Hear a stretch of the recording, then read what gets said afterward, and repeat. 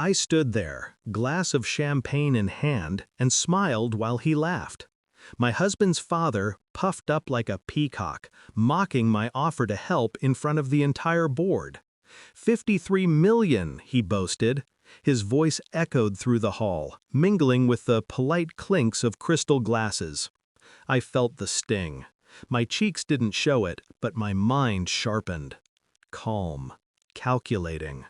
Minutes later, under the guise of checking emails, I sent a text to my advisor. Pull every dollar from Parker Group. I'd met him years ago, bright-eyed and charming. His promises felt like the world opening up to me. We built something together, I thought. Trust, love, shared ambition. Until the cracks began, subtle at first, a missed call here, a flustered excuse there. I ignored the whispers of doubt. I wanted to believe. But the signs multiplied. The late-night meetings, the hidden accounts, the unexplained absences. The truth revealed itself in a single message, a careless screenshot left open on his phone. Heartbreaking? Yes. Devastating.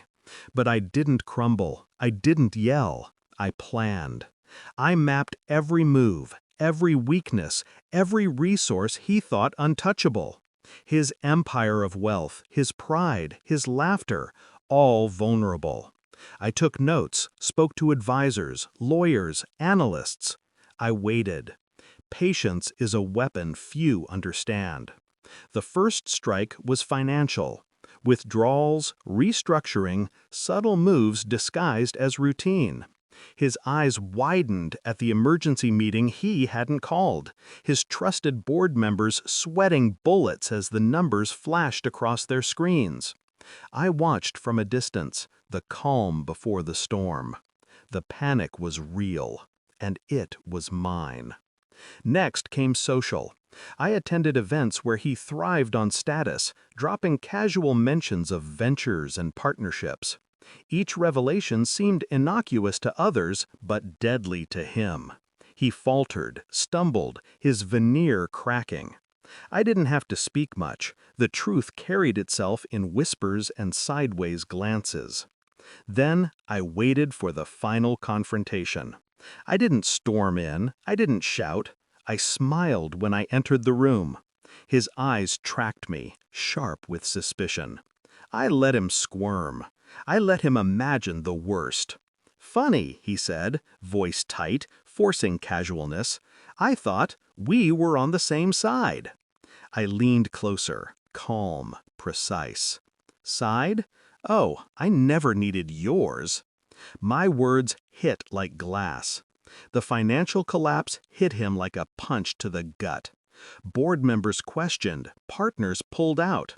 And in that precise moment, I watched his pride crumble, his laughter replaced by disbelief. Every move I made, calculated and unseen, converged into this instant. He realized. His father's empire, his bragging rights, all tainted by my silent, methodical strategy. He looked at me, and for the first time, fear replaced arrogance. No one else could see it fully, but I did. Every twitch, every hesitation. And then the final piece fell into place. A whispered confirmation from an insider. Someone he trusted blindly. Someone I had quietly nudged. His kingdom, his authority, fractured. His laughter, once so commanding, now empty. I left him there, surrounded by shocked faces, his ego bruised beyond repair. The satisfaction wasn't sweet. It was precise. It was clean. It was justice delivered with elegance, not rage. Later, I sat in my study, sipping wine, letting the quiet settle around me. The room was warm, the city lights flickering through the window. Relief, yes, but more than that, empowerment. I had turned humiliation into strategy, betrayal into triumph.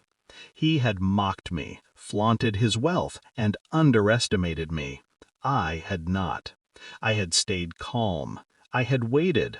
I had struck where it hurt the most, and he found out, too late, that someone else had taken his place.